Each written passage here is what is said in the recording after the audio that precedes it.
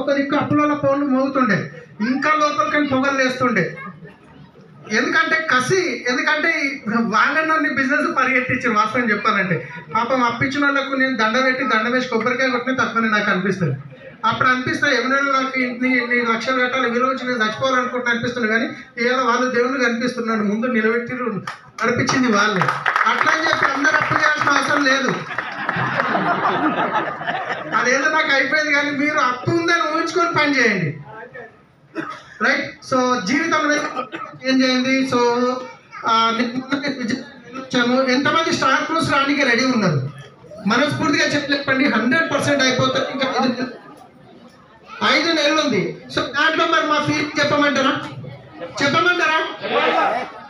జీవితంలో ఎప్పుడు ట్రైన్కి ఎక్కలేదు. ఫస్ట్ టైం స్టార్ క్రూస్ వెళ్ళేటప్పుడు మేము నా లగేజ్ తీసుకొని, కానీ సార్ వాళ్ళ ఫ్యామిలీ, సార్ వాళ్ళ ఫ్యామిలీ